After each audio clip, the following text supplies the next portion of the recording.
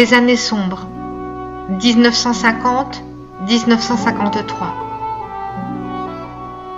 Par manque d'argent et esprit de révolte contre son milieu, son père décide à nouveau d'échanger le loyer de l'appartement qu'il occupe boulevard des Brotteaux contre un petit appartement au 4 rue Étienne Richerand, dans le 3e arrondissement de Lyon.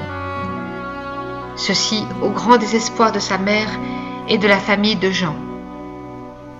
Cette période est extrêmement difficile pour le jeune Grattalou.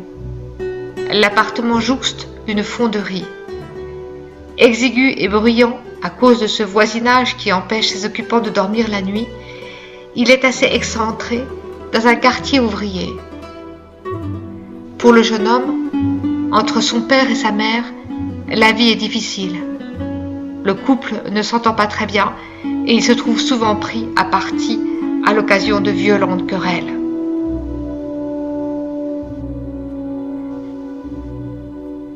Le 5 octobre 1950, sa grand-mère adorée meurt d'un cancer, plongeant le jeune homme dans une grande tristesse. À 17 ans, lors d'un monôme étudiant, il rencontre Madeleine Lambert, avec qui il se fiancera 2 années plus tard. Madeleine s'intéresse elle aussi à la peinture et ils ont tous deux de nombreux points communs.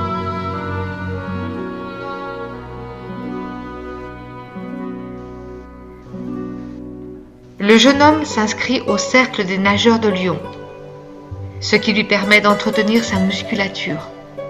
Il a en effet un dos fragile dû à la malnutrition de la guerre. Il s'inscrit au cours du soir dans une annexe des Beaux-Arts au collège Saint-Jean.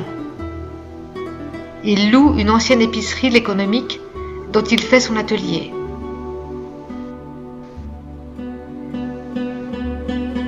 C'est une époque de sa vie qu'il qualifiera de sombre.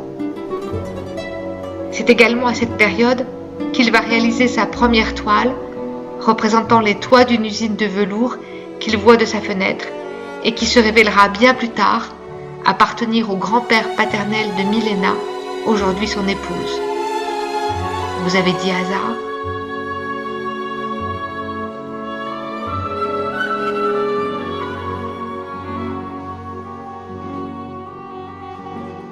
L'année 1953 est terrible pour Rachel et sa mère. Son père meurt. Grattalou a 17 ans. Sa mère ne gagne que peu d'argent et le jeune homme doit arrêter ses études pour travailler.